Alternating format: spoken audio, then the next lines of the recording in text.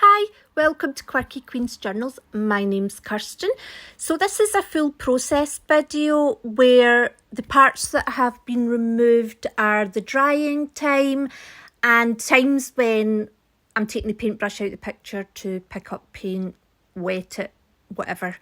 So I started with quink black ink and black acrylic ink, and this is sunshine yellow ink.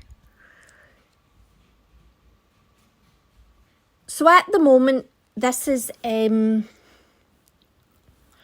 while I don't have any plan or intention of where it's going to go, I do know that I want to sort of forms and value to be my kind of main decision makers for this.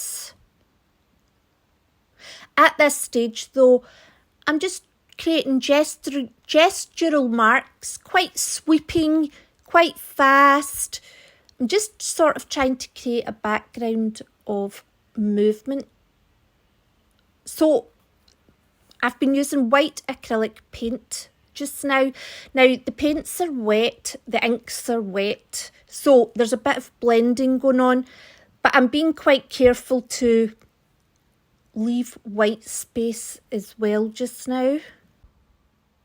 I'm also not like repeatedly moving the brush over them so that it's not overly blending. I will have a full supplies list in the description box as well, and as it's a full process video you can follow along with this.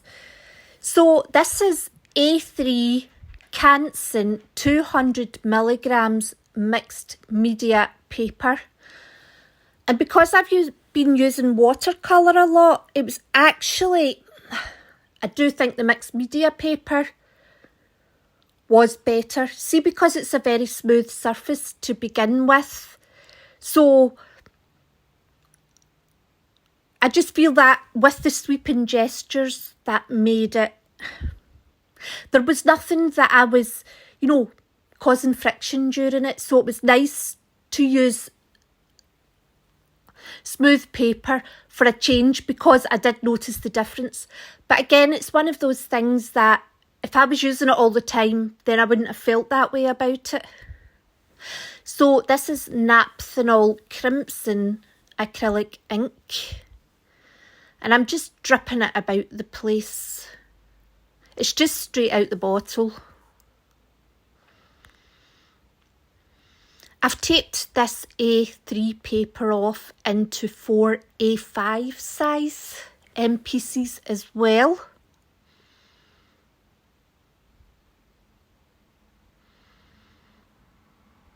That's just a piece of tissue paper.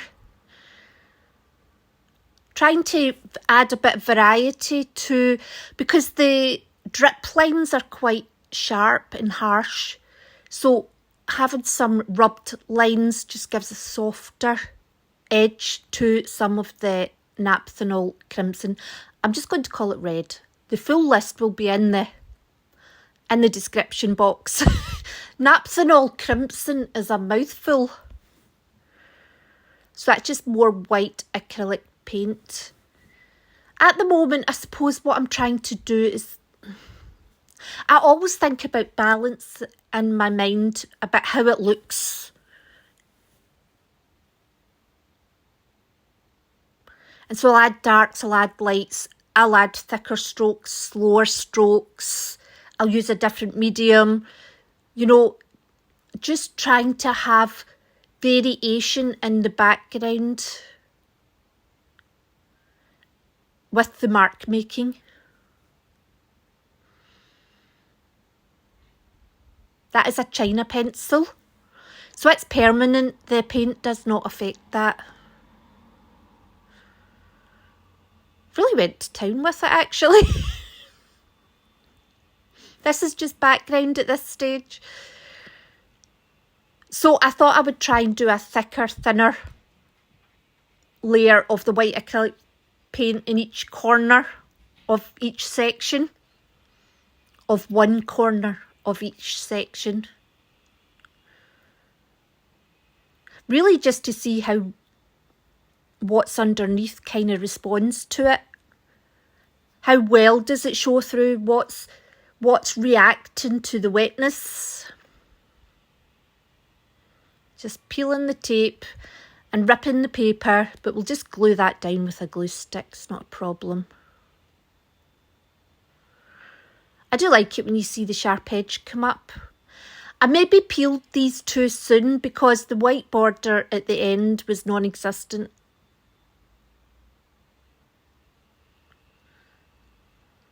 So that's the wee pieces there. I mean, I think they're quite nice on their own. But I just want to push it further and do more. And I kind of want to take it to the next level if I can. So I've used transitions in the video to indicate drying time, which is when the whole video spins round. And when I change like the process or the medium that I'm using, then I do a kind of pop in and out. So I put them in because just if you're following along, then you know what's happening. So this is a mixture of white acrylic paint, a touch of black acrylic paint, sunshine yellow ink, and the Naphthanol crimson acrylic ink. And what I'm doing here is I don't know how I would describe it. In my mind, sort of creating a basic structure. And at the end, what I'm doing just now is completely not the structure that will be there. But it just, in my mind, it just helps create more depth. And, you know, when you're adding more layers, if I just did the sweeping gestures all the time, then I don't think it would be as interesting a painting. And I may be wrong. This is where you need to try and experiment, I suppose, and work out what works best for you. I do think the black quink ink, because that separates almost when it's wet, and the colours that make up the black ink separate out, and you get variations of the black in it. And I think it does give it it's almost like a watery look to it. I'm ripping that brown paper off like I'm waxing hair off somebody. What I'm doing is when I'm putting on the layers of paint is I am using paper to lift them back off, and that's to create texture and also different levels of opaqueness. That is the ink again. I don't know what I'm doing there. And this is soft pastels that I've got out. I just got these. So I do want these paintings to be a little set. So, you know, I am doing the same to each one. So they look related to each other. Now, this soft pastel, I am going to use a blending stump. That's it there. This is my first time using these, and actually I was very impressed. Although I need to work out how to get the dirty paper off it. But I'll work it out. Anyway, so I'm just blending that soft pastel out, and I like how much you can actually move it because it feels almost like it's having a glazing effect.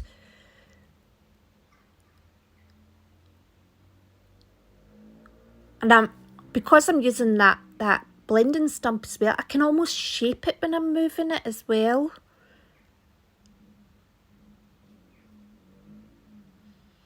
So this is something that I'm going to try and you know, experiment more with.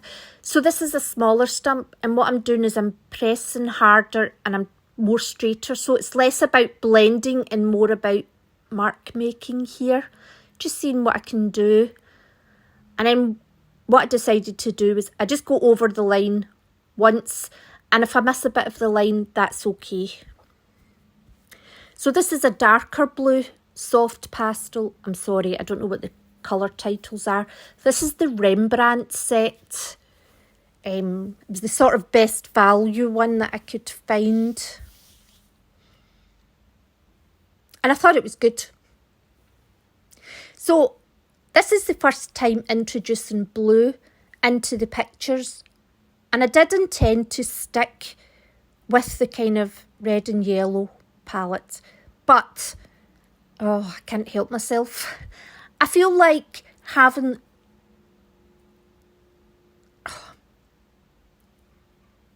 I feel like different colours add different things, and I always feel like there's something missing if you don't have the blue, red and yellow in. Or variations of. So the soft pastel as well, you can paint over it and it will react. So using the white paint, and I kind of trying to be quite uncontrolled with it and following those lines somewhat, I'm hoping will give a bit of variation in the, you know, the colour of that paint, and also interrupt the lines that I made, so that although this started out as just one line, I've done a few things to it, so hopefully it's more of an interruption and it tells a better story. That's how I think of painting. It's like telling a story. And stories have layers and chapters, so I also love cadmium lemon yellow acrylic paint. The Fauvists would use that, and it adds a lot of brightness to the paint, the picture overall, and I just like it, and I kind of have got into the habit of using it with everything. So I thought I would try and kind of score into it with the back of a paintbrush. Not really sure that it had much of an effect, and it's probably because the paint was too dry by the time I started doing this. It dries very quickly, probably because it's summer just now. But it was a nice idea. And it does give, see, using the paper to lift it off or the scoring into it, I don't know, I think it gives it a distressed and weathered look.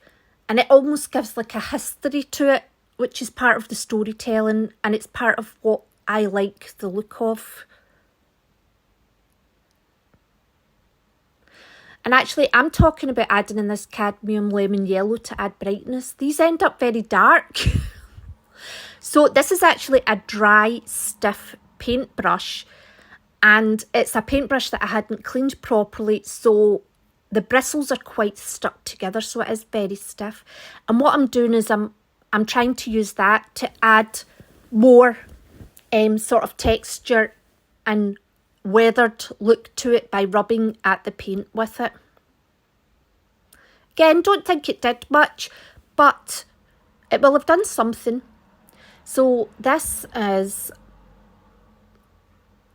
dark brown, soft pastel, and I'm being a wee bit more precise about the shape, as in I'm being slower and I'm kind of thinking about what direction I want to go in before I actually turn a corner. It's good to use a variation of approaches to it. Sometimes you want to just do the sweeping gesture to make it kind of have movement and make it more dynamic looking, and then other times you want to be more precise to add some sort of grounding in it. That's how I feel about it. I'm just trying to learn as best I can, and these are things that to me make sense and that I use to create like movement or, you know, something more grounded or structured. So again, just going over it with the blending stump quite harshly, missing parts of the line, and it's really just to add in a bit of untidiness, a bit more, it's basically adding in more line work, even though I'm going over the same line. Now this paint is the cadmium lemon yellow, black and white. Again, although that does look a lot darker, there's still not a lot of black in that. There will also be some of the leftover sunshine yellow ink and Naphthanol crimson acrylic ink, a little bit in there.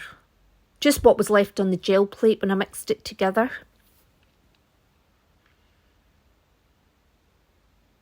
So I'm staying quite slow and precise here as well. I think I kind of do a dance between creating chaos and creating structure. And I kind of think to myself, is this how a painting should progress? So, as always, anybody with any knowledge, opinions, ideas, thoughts, please leave a comment below. Because this channel is all about learning and I'm sharing what I'm learning as I go or what I think. And then if I've got the wrong type of thought process, then I think that it would be wonderful if somebody could correct me. Or maybe a different direction to go in. That sort of thing. Trying a new technique, different approach, anything at all like that. So what I'm doing here is I am, putting down the paper to remove some of the wet paint. But then I'm turning the paper round so that the paint I just lifted off is almost placed back onto the paper. But it doesn't, a lot of it doesn't place back on, but you just get a hint of it. So that's another way to add variety as well. I'm turning them. I like the way that when I turned that one in the top left there, that does look like it's got a lightness to it. Even though it's quite a solid structure, there's a lightness. So next, the brown pastel that I used, the soft pastel. This is just a wet paintbrush. And again, I'm not going over the whole pastel line. I'm just kind of making sweeping gesture marks over it so that some areas take on the kind of wet look where it's spread out more and it's a bit darker, and then others keep the kind of dry, sharper look. That's the idea anyway.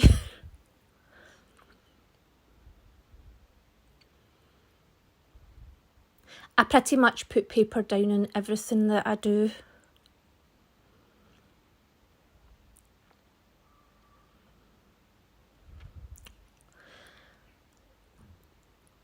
So I'm just stamping that same stiff paintbrush that I used earlier on to rub at the paint marks when it was dry.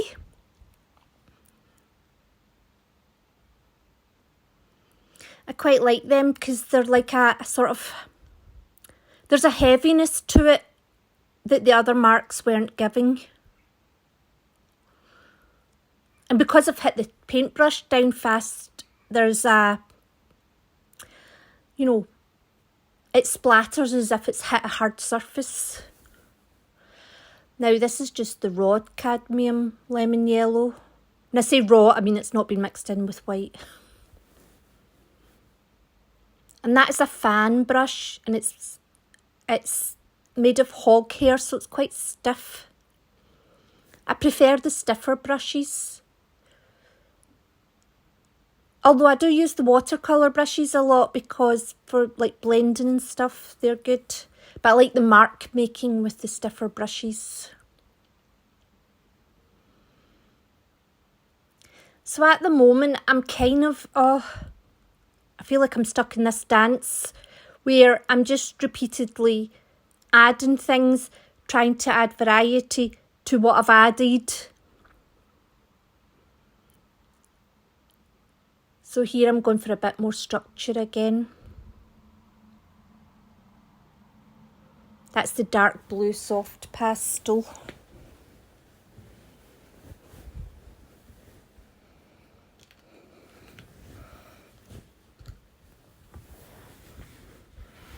It's quite hard because see when the picture's getting full like this and there's a lot of variety going on, it reaches a stage where it feels like you can't bring it back from that. You can't make anything from that. But on the other hand, this is a kind of stage I think that you have to go through. So that piece of paper, I just sprayed some water on it. So instead of using a wet paintbrush, I'm just using wet paper. So that will, although the soft pastel obviously reacts to the water, however it's put on, the spread of the pastel will be different. So this is that quink ink. I still can't work out whether or not this is reactive to water or not. I think that if it's still wet or it's only been dry for a very short time, I think it reacts. But if it's been dry for a long time, it doesn't. That's my theory. And I actually have tried to research it and I can't really find much information on it.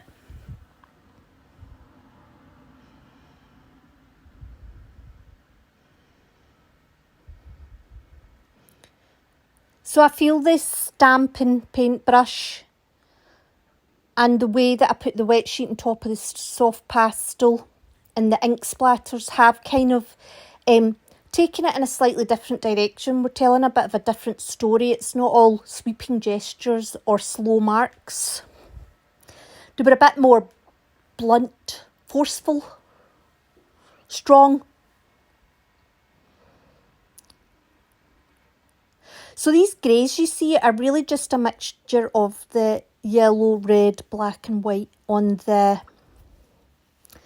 you know, on that gel plate palette I've got, and it's just a variation of how much black's in it probably. It's a variation of those paints mixed together.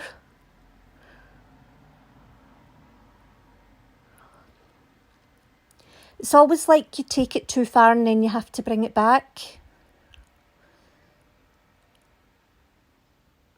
But to me, if you don't take it far enough, then it's not, it feels unfinished. Now, I like that. I like the way that cadmium, lemon yellow and white that I mixed together sat over the dark grey there.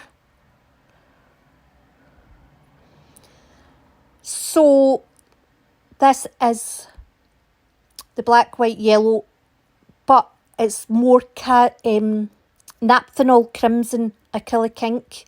There's quite a lot of that in there, which is giving it this kind of browny orangey tone to it. And what I'm doing is I'm kind of finding areas to add block colour to. I don't know, I feel like, was this the right decision to make? I think the early stages of the painting, you see a lot of videos of that on YouTube. But it's these later stages when you're trying to kind of move it forward that there's less information that I've been able to find. See if somebody could recommend a book that is the equivalent of 25 years at art school. Can you please let me know? Because I would buy that book.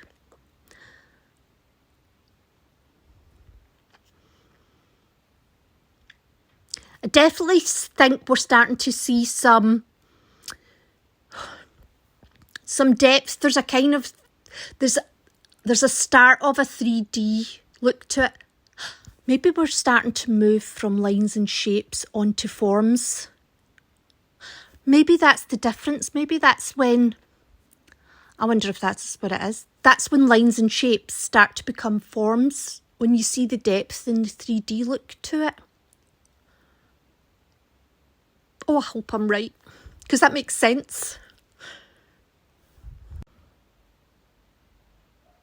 So next, this is the Sunshine Yellow ink, but I put it out on the gel plate, so there's a slight mixing in of paint with it, but it's very, very slight.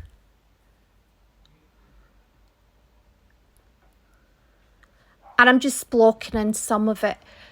And do you see the difference how the last blocking in, that browny orange, was very opaque, and this is very transparent. And it's mixing in with the soft pastel there, which I like.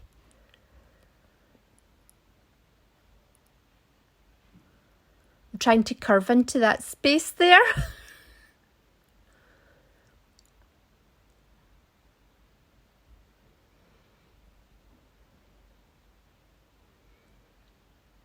I think I had a lot of hope at this stage and was quite excited about because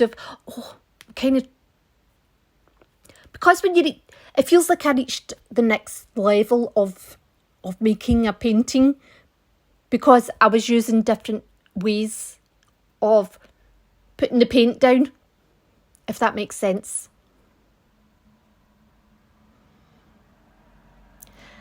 Now, that is that browny orange mixed in with some white. So basically it's the red, yellow, white and black, but with a lot more red in it. And this time it's got a lot more white in it as well. Very opaque. And I'm wondering if I would have been better using more transparent colours here.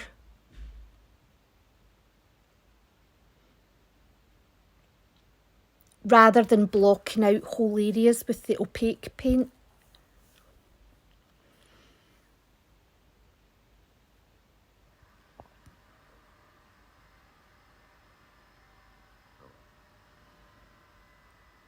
And how I'm deciding about where to put them down, I'm really looking at what's there, and I'm almost looking for kind of closed off areas, I suppose. And then there's also the sort of colours across it, the values of it, because I'm trying to keep quite a strong dark area and quite a strong white area, although having a bit of variety across the picture as well.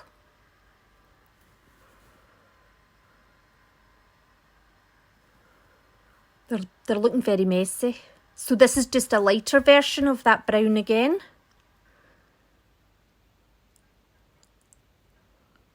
I think what I'm trying to do here is create the dark, mid and light values.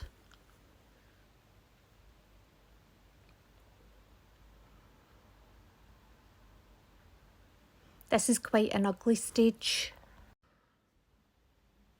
Do you know, when I think about the storytelling of a painting, I kind of try to express periods of my life and the emotions I've experienced in life, and I try to convey the intensity of a lot of the emotions that I've felt. And I also think about, there's obviously extended periods of like bad or good. There's feelings that, you know, things are never going to get better. There's feelings of joy in your life where magnificent things have happened, and I try to convey different periods of time that I've been through in my paintings. But I don't do that from the start. It's when it reaches probably round about this stage or just after, I kind of think about what sort of feeling that I get from the picture. This is a Prussian blue oil pastel. These are fairly new as well, but I had the last set for about 3 years, so it was okay to replace them because they were well used. And what I'm doing with the old ones is I'm using them on canvases, because the canvases wear them down quite fast, so keeping the wee bits for that. So I'm just blending with that blending stump again. See, I don't think that there isn't the... I think I'm still trying to find out what sort of emotion I think this is expressing at this stage. But I'm trying to drive it towards it, to not to make a specific emotion happen, but to sort of help it get there, to discover how it's feeling. I sound like a psychologist. I'm trying to discover how you're feeling. That's in a nutshell how I look at painting. I hope that's not too weird, and I hope that's how other people do it.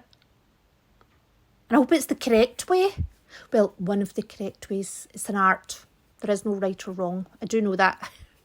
So what I'm doing here with this blending stump is I'm doing quite harsh lines to try and blend them at the ends, but keep them as quite strong lines that kind of look as if they're moving quite fast, or they're static but sturdy.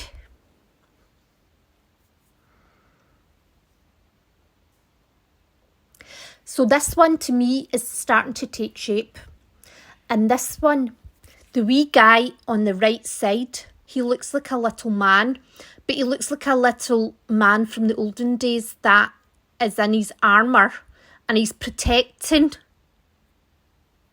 That looks like a life buoy on the left, right? But we're going to say it's a, whatever it is, he's protecting it and he's waiting for trouble to arrive so he can ward it off. Because he's got quite a strong posture where his feet are quite solid on the ground. That's how I felt about that one.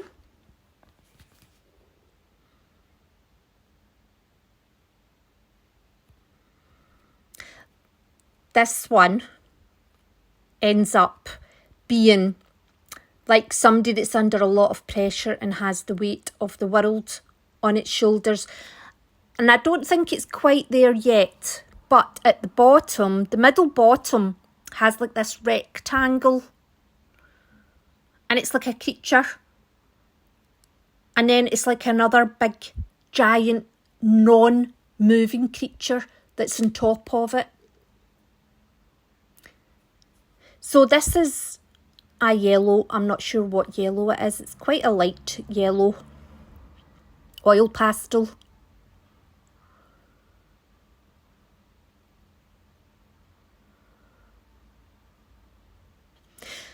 So the blending stumps I'm now getting, because I need to work out how to remove the dirty paper, because I'm mixing the kind of blue into the yellow there.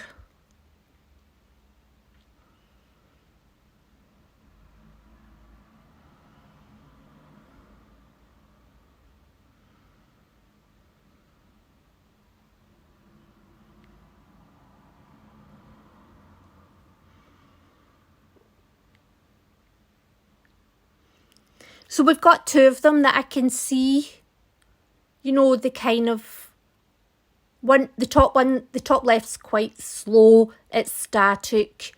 It is as if what's underneath is being compressed.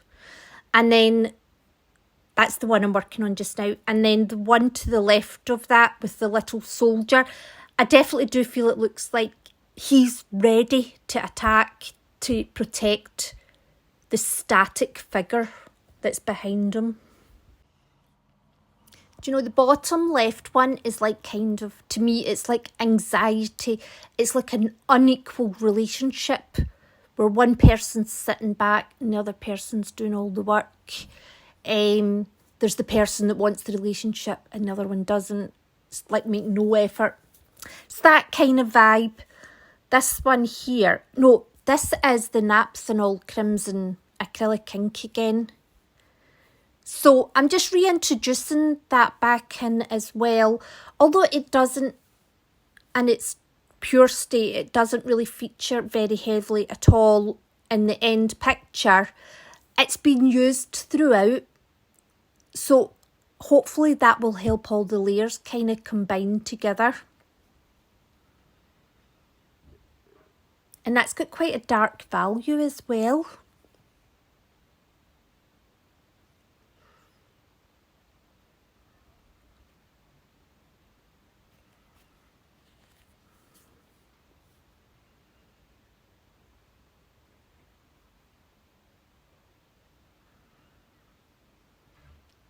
It is hard trying to work out where to place lines.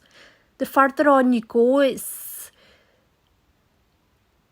because where you place it, it really will impact the final kind of message that's being conveyed. I just try, I don't know, I think what's already there must affect your decision. You don't just randomly put it down.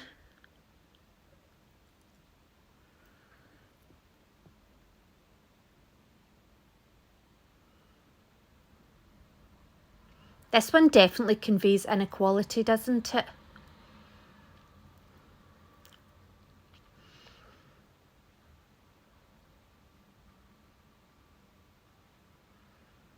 Still don't know what's happening with this one.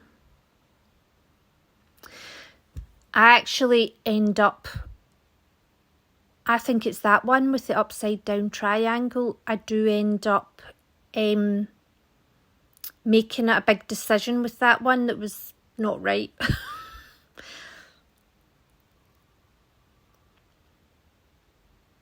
So the one that's now in the bottom left, to me, that is kind of about being relaxed, you're able to act vulnerably, but you're not vulnerable. You're in a safe place. That's what the one in the bottom left is starting to convey to me. I just feel really sorry for that soldier. He's got the weight of the world on his shoulders there.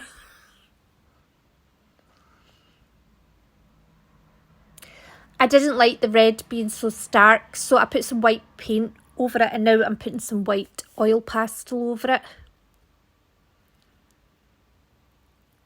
But there's still hints of it there.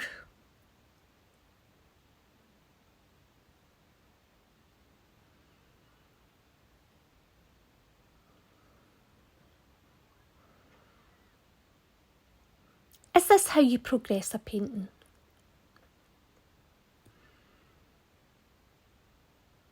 See if anybody has any thoughts on the stages to go through to get past the starting layers, you know, these kind of middle and end layers. Is this a good approach to it?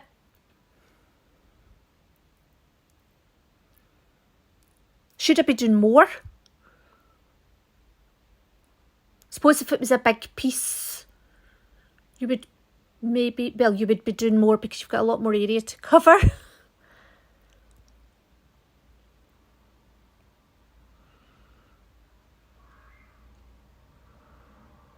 This is also helping because we did a lot of the dark lines. Adding in this lightness is starting, because you've got the dark and the light value, to me that also helps with the final composition of, you know, the structure that's painted that conveys the message.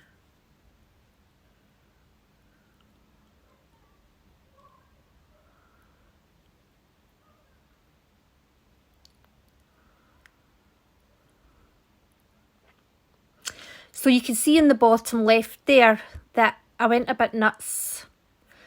So we're just going to ignore that painting for a wee while until it's been brought back in line with the others.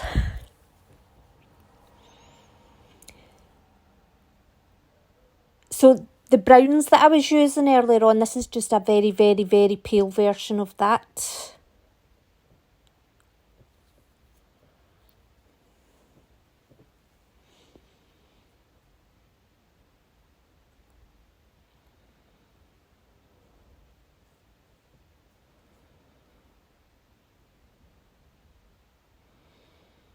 Is there a lot of repetition of the mark making on the layers? That is normal, isn't it? This is just an old skewer. It's had a lot of paint mixing done with it. So this is I think it's a sienna or a sepia chalk pastel. I wanted to kind of get some more red in, but I just felt the red acrylic ink was too much, and I felt this was a bit more neutral.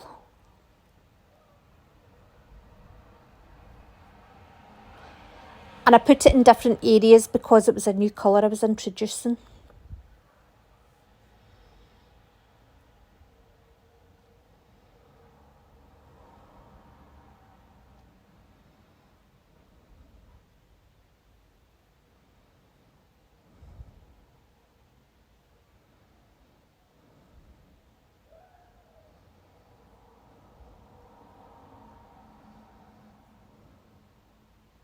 So I end up glazing these, and I glazed them far too heavily. What I'm doing now, at this stage, because the video has become very long, I decided to just show one picture. That bottom right picture is the picture I continue to work on. But you see the other pictures developing as we move along. It was just to keep the video time down. So, can't remember what I was saying now. That is black chalk pastel that I'm using just to add in a bit more darkness. But I'm keeping it very narrow. I'm not overly blending it. I was talking about the glazing. So I end up glazing it with the Sunshine Yellow ink. And I should have watered that down. But then I did a bit more research. And actually, because I was thinking about it needs to be transparent. And I read that actually the tiniest little bit of white, even though it's opaque, actually can help brighten a picture up. So I do that at the end with a very watered down acrylic ink in matte medium. You'll see it at the end. I'll explain it. I'll explain what I did better then. There's definitely a lot of fine tuning at this stage.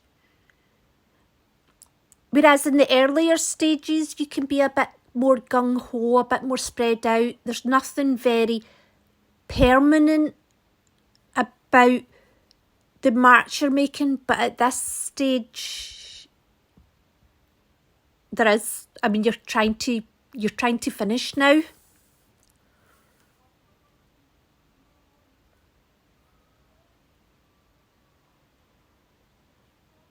I think this one was my favourite one overall out of them, and I think that's why I chose this one to show you. And I wasn't choosing the one that I made the big error on.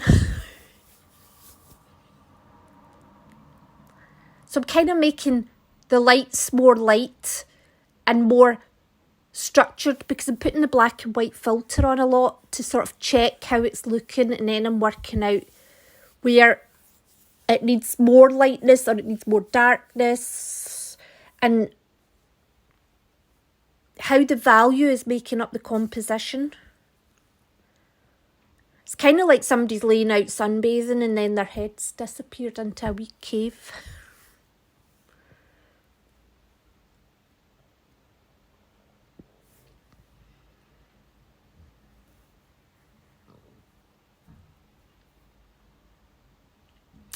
So this is the glaze, and it's far too heavy. I do take some of this back off. And also, see the oil pastel and the chalk pastels? I'm muddying them with this. I should have sprayed an fixative on it first before I did this, because I've dislodged a lot of the colours that I'd put on.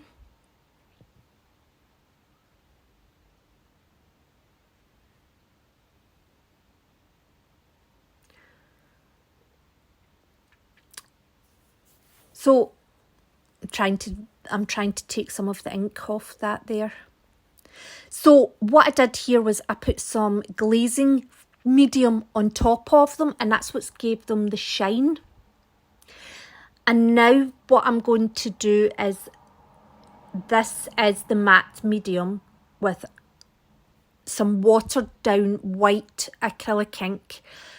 So the idea is to take away the gloss and the whiteness, the very slight whiteness that's in it, will bring the whites, you know, a lightness back to the picture. Because see, when you put the black and white filter on this, the values are still very strongly different.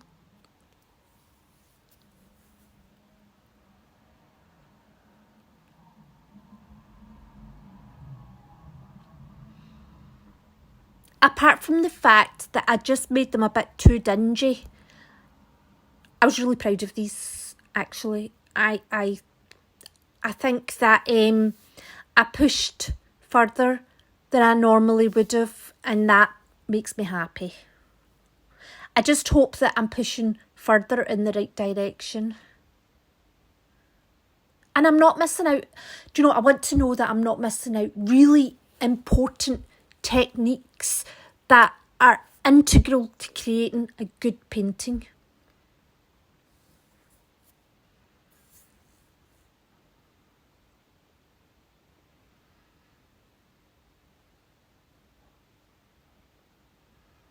This one to me is kind of like sort of creatures. I can't work out if they're fighting or they're trying to move a really heavy object that won't budge. I haven't decided. Maybe it's mood dependent. As in what mood the person looking at the picture is feeling. It's like a cave painting because of that heavy glaze. Oh, that's that wee soldier guy I feel very sorry for. This one was the lightest of the lot, actually. So, I'm going to follow a similar process again, and this time at the end, I'll be a wee bit more restrained with the glaze. Do you know, I just thought, oh, that ink's so transparent, it'll be fine. Should have done a wee test first. And I forgot I had the glazing medium, which would have made a difference as well.